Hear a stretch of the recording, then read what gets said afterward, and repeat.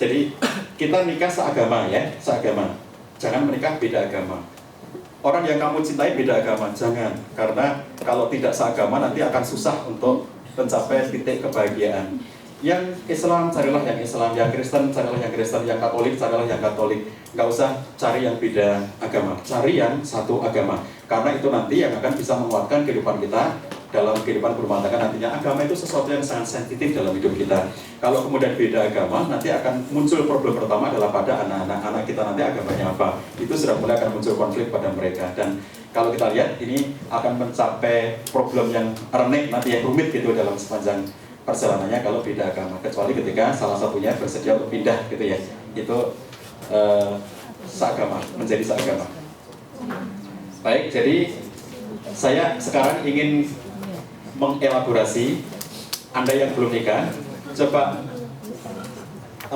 pelajari kondisi hatinya.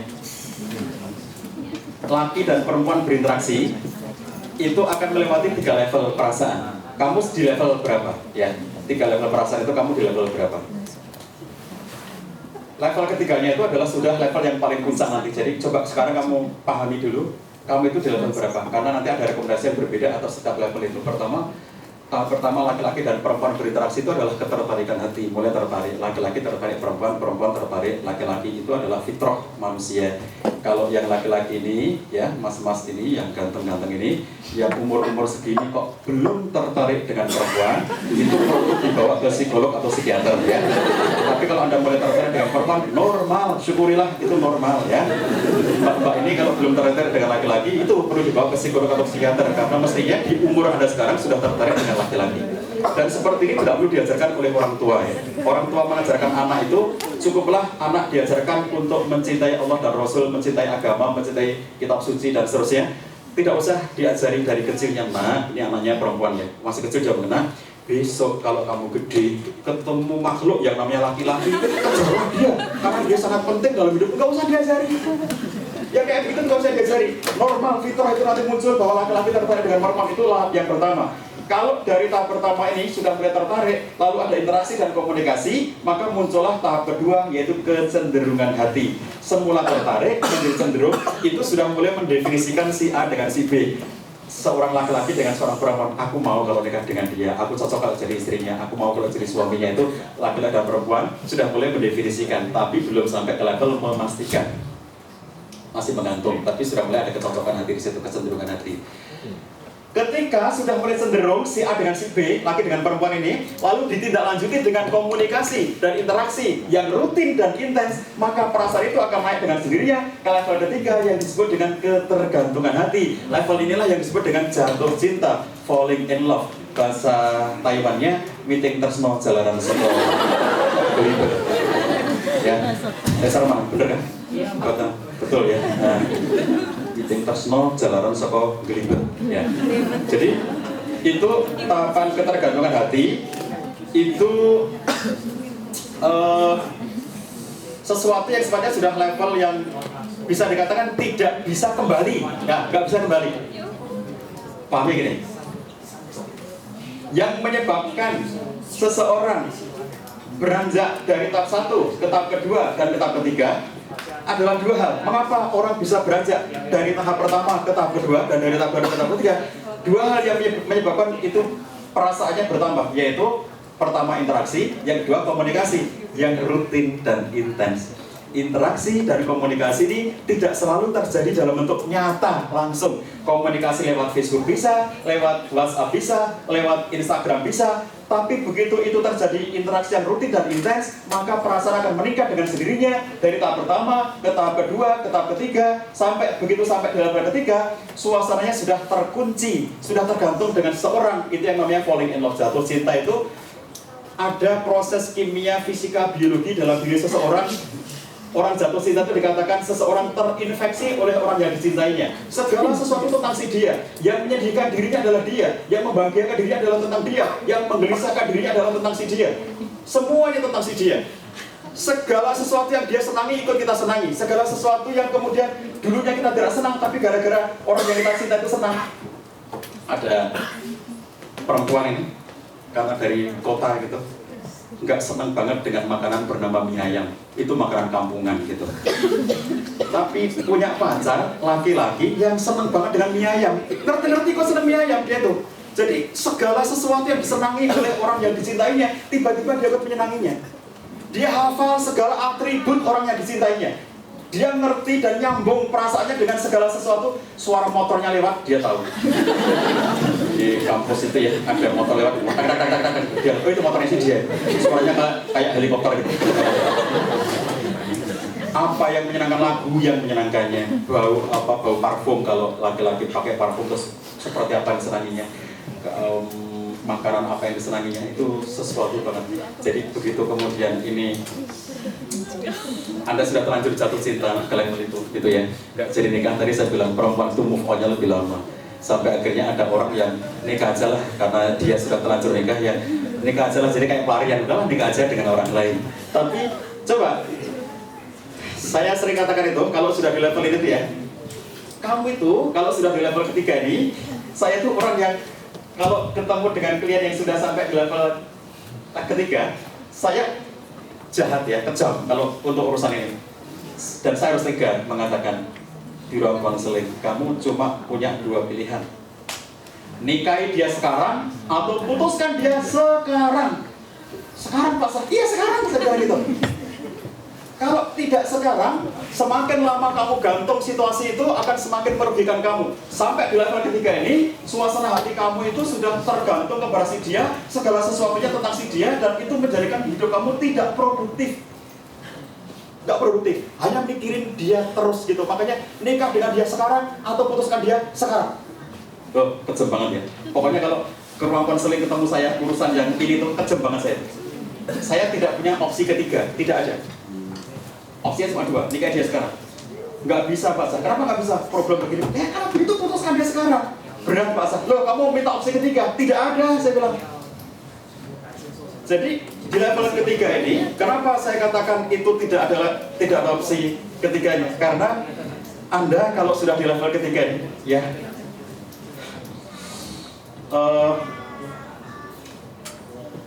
gimana saya mau ngomong tapi saya sebenarnya pengennya yang laki-laki nggak dengar itu. Saya pengennya yang ini bagi Anda yang perempuan ini ya, kenapa saya peduli banget dengan ini, karena yang paling banyak jadi korbannya itu tuh perempuan soal-soal seperti ini. Jadi coba ini ya rahasianya yang laki-laki biar nggak dengar itu ya. Laki-laki pertama yang masuk dalam hati Anda sampai ke level ketiga itu, laki-laki pertama kali yang Anda cintai dalam sepanjang hidup Anda, sulit Anda lupakan seumur hidup Anda. Nggak dengar kan? Jadi sampai itu loh, di ruang konseling itu ya, 20 tahun menikah. Terus begitu 20 tahun menikah konflik dengan suaminya. Terus kemudian datang ke ruang konseling, dia bilang setelah 20 tahun menikah, kemudian sekarang saya lagi konflik dengan suami. Di saat konflik itu hadirlah seseorang yang pernah mengisi hati saya 20 tahun yang lalu. Apa? Nggak dengar? Jadi jangan bermain-main dengan hatinya orang ya. Hati anaknya orang. Jangan bermain-main dengan mereka. Jadi begitu kemudian mereka itu sudah sedemikian jatuh cinta kepada Anda itu, Anda harus bertanggung jawab ya. Bagaimana kalau ternyata yang jatuh cinta kepada itu banyak, lo itu kurang ajar loh. Makanya di level ini tuh ya, itu kalau yang bujang saya masih cukup ngerasa ada jalannya. Bagaimana kalau tidak bujang? Perasaan ini bisa dialami oleh siapa saja, bahkan kakek, nenek bisa mengalami perasaan seperti ini. Ini perasaan kemanusiaan. Seorang laki-laki sudah menikah dan dia sudah sampai level ketiga dengan perempuan yang lainnya. Seorang istri sudah punya suami dan dia karena lagi jelek hubungannya dengan suami, ketemu dengan laki-laki lain dan sampai ke level ketiga. Mengharu biru, kalau saya di ruang konseling, waktu saya paling banyak habis itu untuk menyelesaikan masalah hati seperti ini. Saya butuh waktu 6 bulan untuk menetralisir perasaan mereka itu. 6 bulan loh, waktu saya habis untuk yang begitu-begitu itu.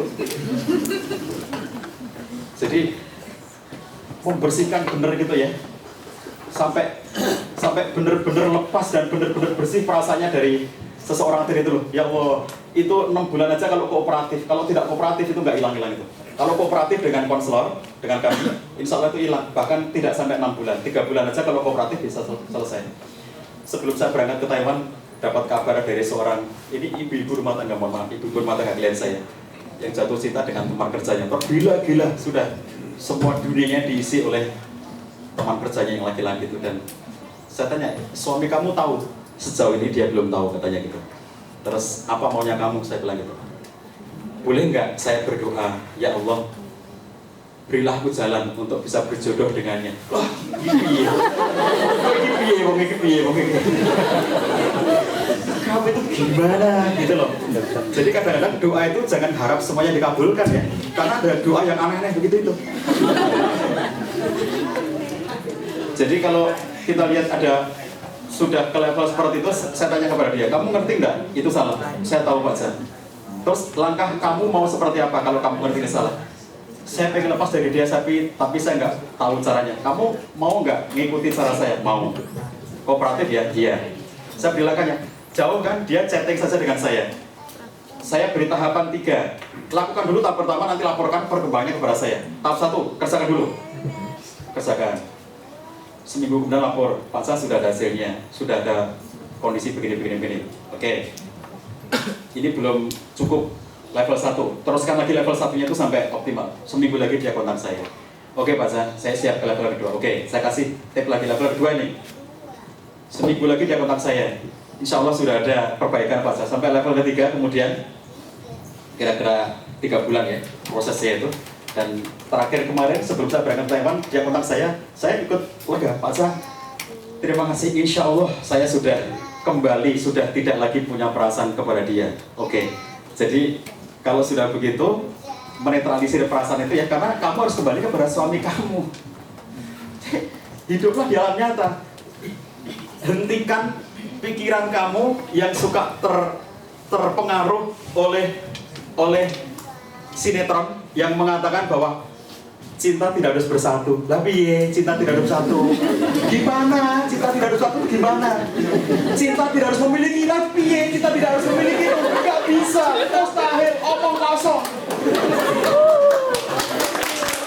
Kamu tidak bisa memisahkan antara badan dengan perasaan. Tidak bisa. Itu sakit jiwa namanya.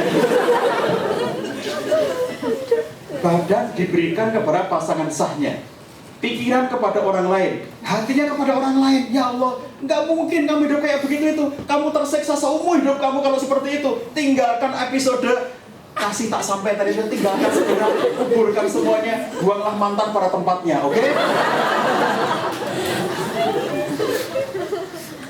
Nah, kapan putuskan menikah nih ya, kecenderungan hati tadi itu ya. Kalau perasaan kamu itu di level 1 atau level 2, ngambil keputusan menikah itu di situ. Kenapa? Level ketiga itu sudah tidak rasional. Ciri orang jatuh cinta di mana-mana di seluruh dunia itu sama. Tidak bisa menerima masukan karena semua orang jatuh cinta itu keras kepala. Perempuan jatuh cinta dengan seorang laki-laki, terus dia ngomongin sama temannya, hati-hati kamu, jangan dekat-dekat dengan si dia itu track recordnya jelek loh, pacarnya 10, yang ngambil 20. Yang tentang track recordnya itu, kata si dia apa? Karena cewek ini sudah jatuh cinta, kamu tidak tahu apapun tentang dia, aku yang lebih tahu. Keras kepala. Semua orang jatuh cinta itu sudah tidak bisa diberi masukan lagi. Makanya kalau memutuskan menikah, pada saat kalian masih bisa diberi masukan level 1 atau level 2, itu masih bisa diberi masukan. Kalau sudah di level ketiga, ini kan bagian belum terlanjur nih. Makanya saya minta kamu di level berapa sekarang? Kalau kamu sudah di level ketiga, pilihan saya sempit, cuma 2 tadi sekarang. Kalau kamu belum di level ketiga, kamu belum sampai terobsesi sama dia. Oh, saya beritahu ya begini, jadi mas-mas ya saya beritahu, kalau manggil laki-laki di Taiwan apa? Kalau saya mas gitu, kamu Soike. Soike, saya beritahu kalian. Perempuan ini ya, di mana-mana itu sama aja ya. Perempuan itu ya begini-begini aja ya. Perempuan itu seperti ini. Kenapa ada seorang perempuan yang tiba-tiba begitu istimewa bagi Anda? Karena ada jatuh cinta kepada dia. perempuan itu sebenarnya sama aja begini-begini ini. Jadi kalian para mbak-mbak ya, Swikawati. Jadi kalau Anda lihat laki-laki itu di mana begini-begini aja, sudah biasa aja, laki-laki begini-begini aja. Orang Indonesia itu begini-begini aja. Kenapa tiba-tiba ada seorang laki-laki yang begitu istimewa pada Anda karena Anda jatuh cinta kepada dia? Begitu Anda jatuh cinta, tiba-tiba semuanya menjadi istimewa. Kata-katanya inspiratif sekali. Kata orang yang tidak jatuh cinta, inspiratif apa? Kata-katanya biasa aja, inspiratif apa? Orang yang jatuh cinta itu luar biasa, dia menyemangati saya, inspiratif sekali. Kalau itu biasa banget kayak begitu. Kenapa tiba-tiba dia istimewa bagi Anda? Karena Anda jatuh cinta, oke? Makanya bagi yang Anda sudah menikah, bagaimana agar dia selalu istimewa, selalu jatuh cinta kepada pasangan Anda, dia selalu istimewa pada Anda, ya. Kalau kemudian Anda selalu bisa menjaga rasa jatuh cinta itu, maka pasangan Anda adalah orang yang sangat istimewa bagi Anda. Nah, jadi kalau sudah di level ketiga, kamu sudah tidak bisa menerima masukan, sudah padahal nikah itu untuk selamanya. Gimana? Nikah itu keputusan seumur hidup, bahkan sampai akhirat keputusan kita itu ya. Kok diambil keputusan pada saat kita sudah tidak bisa menerima masukan? Rugi. Nikah itu untuk selamanya. Itu definisi nikah, itu salah satu definisi fikihnya juga litakbid, untuk selamanya. Tidak boleh nikah itu untuk batas waktu tertentu, nggak boleh. Jadi untuk selamanya. Menurut Anda, selamanya itu lama apa tidak? Selamanya itu lama apa tidak? Lama. Tergantung bagaimana kita menjalaninya ya. Kalau happy nggak terasa. Kalau kita nggak happy, ya Allah, sehari bersama orang yang kita benci itu rasanya kayak apa gitu ya.